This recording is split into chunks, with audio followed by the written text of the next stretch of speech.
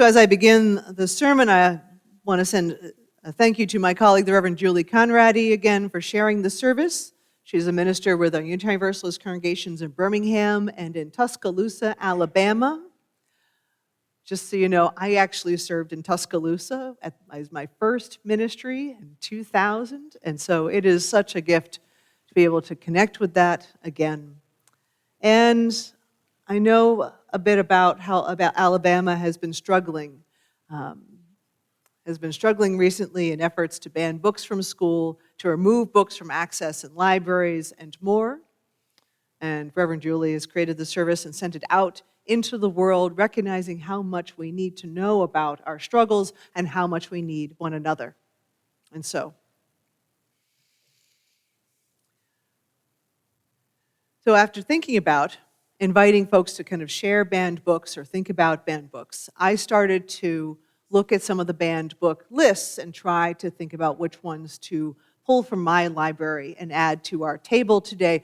I so appreciate that Jesse Laughlin, our wonderful religious educator, added a bunch of books to the table to begin with as well.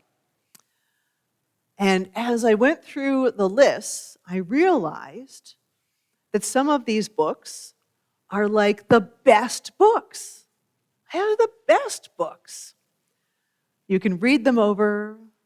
Those of us who really enjoy the work of reading, you can read over a banned book list like a dessert menu. Tasty, yes. I like this one and this one and this one. So how can we choose which ones to bring? What banned books kind of come into our lives, have been in with us? And I love going back and looking at the banned book lists and being like, really? That one? That one? I had no idea. And I also want to add a note about what's on our table, that part of the pile here, the stack of older books,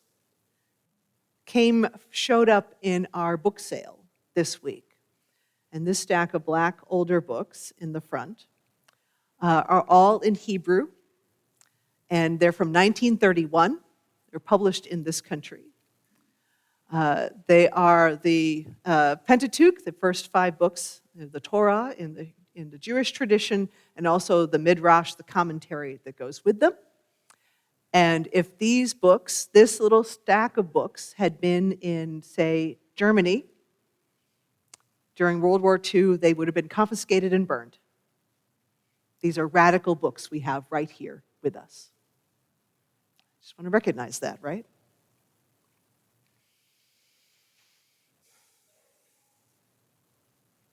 Perhaps some of the books that come to us in our minds when we're thinking about banned books are ones that they're the last one we've read, or maybe we've read them a million times. Perhaps we read them again because they've brought up a deep well of emotions for us, or they've been read during a particularly moving time in our lives. So I'm going to say, in a Unitarian Universalist congregation, focusing on this topic of banned books, at a time when books are upsetting to so many people, feels a little bit like preaching to the choir. Nobody's going to debate whether we should have books, right? I'm going to make a guess here.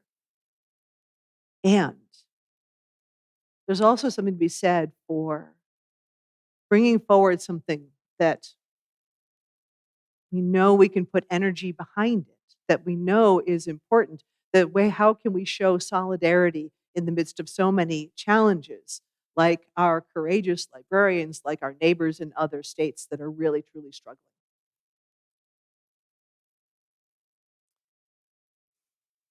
I mean, I also want to say, I didn't get into the ministry so that I could preach on banned books. I mean, that wasn't what I was aiming towards, right?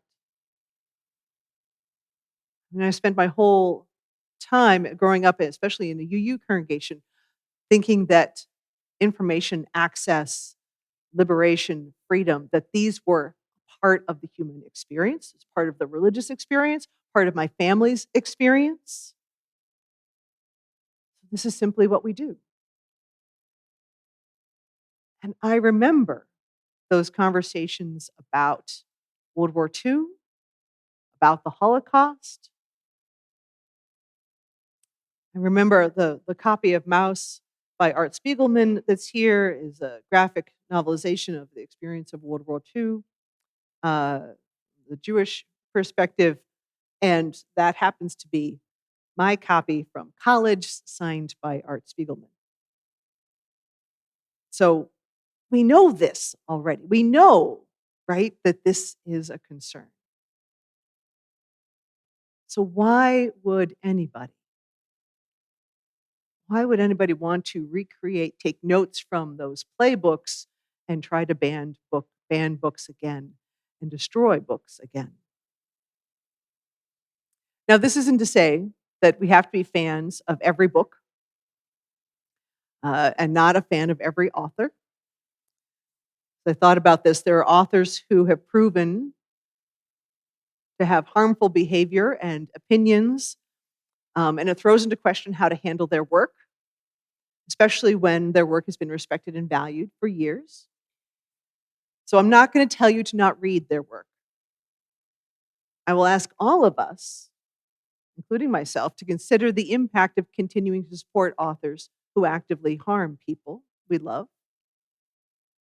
One of the most prominent examples right now is J.K. Rowling and her emphatic calls for erasing trans folks from society.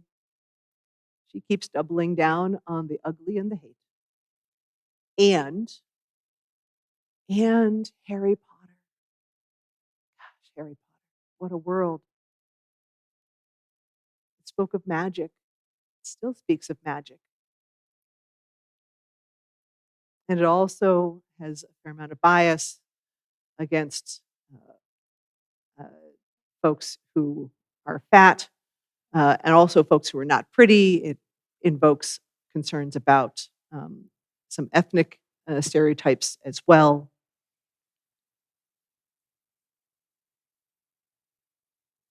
But I won't ban the books from public access. The history of book bans in the United States goes all the way back to our theological ancestors, the Puritans. In 1637 in Quincy, Massachusetts, Thomas Merton published New England Canaan, where he criticized and decried some of the practices of the Puritans. So we've been wrestling with this for quite some time. But in modern history, the first book to be banned was the story of Robin Hood. Anybody want to guess why? Ooh. Because this idea of robbing from the rich to give to the poor was just too close to communism. Robin Hood was a red. And yeah, Robin Hood was banned by the Indiana Textbook Commission in 1953. And since that time, book bans have remained relatively local. So a lot of this work is local. It's around us. It's not a national thing, it's local.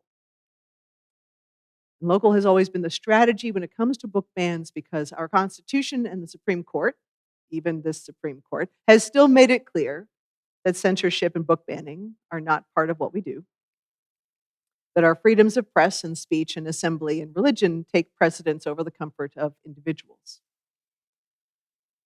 Now, what's happening locally and around the country highlights how a few people can get a lot of people angry and spewing about something about which they know nothing, especially if it's about sexuality and race. Book bans show how needed our diversity in books really is. And if it was just trying to ban certain books, that would be one thing. We could strategize against that. But the tactics that book bullies engage in is more than about just a library or cataloging. They are calling in bomb threats to libraries and schools because there's a book. They're threatening librarians' jobs and lives. Oklahoma teacher Summer Bosmere, after posting a QR code to access books on the Brooklyn Public Library's website, lost her job. She lost her job and had so many death threats she had to move across the country. So a librarian in Oklahoma posts the QR code to Brooklyn, New York, and it wrecked her life. People who wish to ban books are acting as domestic terrorists trying to bring about the fascist regime in this country. And if the threat of violence isn't enough, threats of book burnings should stop us cold. At the Ozarkdale County Library Board meeting in Alabama in August, one board member offered to bring a match to deal with the books she considered inappropriate. Humans have been burning books and their authors since at least 213 BC to extinguish new ideas that challenge the empire. In fact, one of those is part of our Unitarian Universalist history, Michael Servetus. He challenged the idea of the Trinity in theology, and he was burned for it, back by John Calvin way back when. All librarians have been heroic through all of the threats of book bans and book burnings, continuing to do their job despite the pressure and the books to protect their work and the books they conserve. One brave library board president highlighted that American libraries are required to preserve libraries' independence from undue political influence and any threats of censorship. The purpose, the task is to protect information. Because after all, libraries promote intellectual freedom for all community citizens. The library is the place to go when there's no other place. The compromise, it seems, for some Alabama public officials is to move the books in question, because many of them are written for 12 to 18-year-olds, to the adult section in the library. Now, I'm going to make the guess that for folks in this church, that's not a big challenge. Because we, if we had to deal with this, would just walk the kids over to the section. But what this does is make it harder for access for so many other children and youth. Because what about the lesbian, gay, bisexual, transgender, intersex, asexual child, questioning child whose parents are not affirming, who will have to wonder, can they get to the book that they are interested in? Who would take a risk just to find affirmation and acknowledgement? So moving the books to the adult section is not the solution. It puts vulnerable children into an even more vulnerable spot. The ability to read about people in a book, to love and live like them, that by itself in the LGBTQIA+ community is suicide prevention. It preserves lives just by being able to read a book. The German word Giftschrank literally means poison cabinet, and it's evolved over the years to describe the books put under lock and key in restricted sections because of their ideas being so dangerous. Now, until 2016, when the copyright expired, Hitler's Mein Kampf was kept in the Giftschrank of German libraries, only available to those who had a scholarly reason. And while the Germans' hope for Giftschrank is for the common good, it is an idea that could easily multiply and amplify to dangerous proportions. But it does kind of beg the question just a little bit. That's always the example book. Like, shouldn't some books really be banned? Are books so powerful that they can cause humans to act dangerously?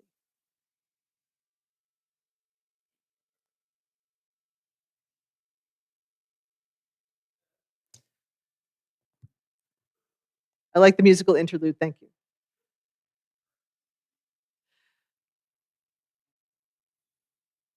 So, for example, Timothy McVeigh, the Oklahoma City bomber, was inspired by the Turner Diaries so heavily that part of the terrorist plot was from that novel. And it was found sitting in the front seat of his vehicle. Charles Manson regularly discussed how his favorite book was, this one just makes me laugh every time, that Charles Manson's favorite book was How to Win Friends and Influence People. Wow. Boy, better get that one off the shelf. I mean, I bet we have a copy in the fellowship hall someplace. I think we probably do. Yet the book bullies aren't trying to ban adult books. This entire movement centers around controlling age appropriate children's content that children are only exposed to. So the children are only exposed to white storybook characters and heteronormative patriarchal narratives, whether they fit to that demographic or not. They want to just keep the world entirely in their image or in the image of what the world they think this world should be. That's it. As the Alabama Reporter disclosed earlier in October, the book bullies have written statements for children to read at the various meetings. So book bans are about indoctrination. Author Judy Bloom said, "Let children read whatever they want and then talk about it with them. If parents and kids can talk together, we won't have as much censorship because we won't have as much fear." The bans also aren't about the books, as I think we know. They are about people. Alabama activist Sam Olson says, "It doesn't stop when the pronoun book is moved to the adult section. It doesn't stop when books like How It All Blew Up and The Hate You Give are tossed into a bonfire or dropped into a bucket of water.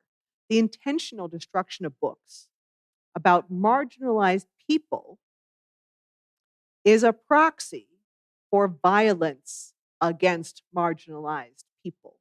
Oh, saying the part out loud. The intentional destruction of books about marginalized people is proxy for violence against marginalized people. Make no mistake, this is a matter of life and death. Book bans are attempts to silence the people whose voices have been silenced for so long, for centuries.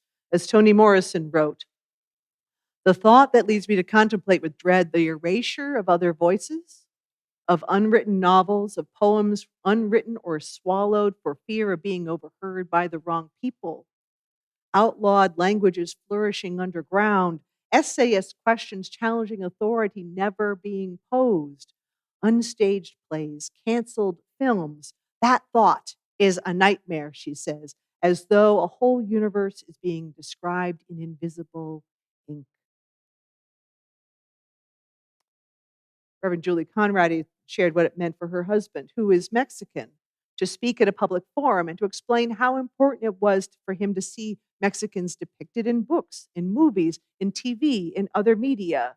There was a lot of almost there moments he knew from seeing other brown people from different countries and his excitement over seeing real representations of himself. There's nothing like it. What we are here to defend today is that all people should be able to see their culture, their sexuality, their gender, their religion depicted in literature freely available at the public library. And without the library, we create a system where only those with money can access the material where they are represented. Now, the other prevalent topic is sex. I mean, especially in the books aimed at adolescents, including educational materials such as It's Perfectly Normal and the wonderful book that was here on the table. There are 6 Alabama state agencies from a 2017 report. The reason that Alabama's birth rate is 5th in the nation, it's in the top 5, it's 5th in the nation, is because of the lack of comprehensive sex education. And yet, they had that study, they had the information, and yet nobody did a thing with it. They said, sure, we're going to allow that. Oscar Wilde wrote that the books that the world calls immoral show the world its own shame. The books the world shows immoral shows its own shame. For some people, reading teen literature about normal teen behaviors is literally the only sex education they receive. And for most teens, they supplement their education with much more hazardous and dangerous internet videos. Adults have spoken out, saying they did not realize they had been sexually assaulted until they read about similar circumstances in a book. Children and teens need to understand their bodies more, not less. And banning books, moving them to the adult section, further isolates teens from reality and safety. Author of All Boys Aren't Blue, we have down in the front, George M. Johnson wrote, "Books with heavy topics are not going to harm children. Children still have to exist in a world full of heavy topics and are going to be affected by whether they have read a book or not. Having a book, giving them this tool, the language, the resources, the education for when they have to deal with a heavy topic, then they can have a roadmap for how to handle it." So, as Unitarian Universalists, the situation with our libraries is also, frankly, a religious issue. We affirm the inherent worth and dignity of every person. We support every person in pursuit of exploration and healing and wholeness. It's in the mission of this church. We support comprehensive sex education. We have our Whole Lives class happening in the RE wing right now. We recognize that our identities are not dangerous, that ethnicities are not ranked, and that all people deserve to be represented and taught the history of their ancestors. More importantly, we know that scientifically, that deep reading makes us more empathetic, reminds us of our connection to the interdependent web of life. We're simply good, better stewards and more compassionate beings and more aware of the entirety of our existence when we read. Because we read. Abraham Heschel wrote, "Prayer is meaningless unless it is subversive, unless it seeks to overthrow and ruin pyramids of callousness, hatred, opportunism, and falsehoods." So, my prayer today is that you will visit the local library this week. Check out items, go to programs, thank the librarians for their incredible service. And if you're an adult, maybe even try reading a genre or a topic that is out of your comfort zone, something you just don't usually choose. Interact with libraries on social media, share and like their posts. Visibility matters. Public support matters. Go to the public board meetings. Speak if one is inclined. We have so much struggle in some of the surrounding towns about access and affirmation. I'm naming Morton, frankly. We must show up as best we can. There are actions that we can take on a very local level to be advocates, to keep speaking out, to live into what we say we believe. As we keep learning, practically every day, our freedoms are not guaranteed. And so we must work together. Until we are free, none of us is free. As my colleague, Reverend Julian Jamaica Soto says, all of us need all of us to survive. So may we go forth today, admiring our courageous librarians, curling up with a good banned book. Yeah, this is a good day for that, right? Teaching our children the resources of the library and fighting it back against the forces of bigotry and oppression. We are free to read. So it may be. Amen.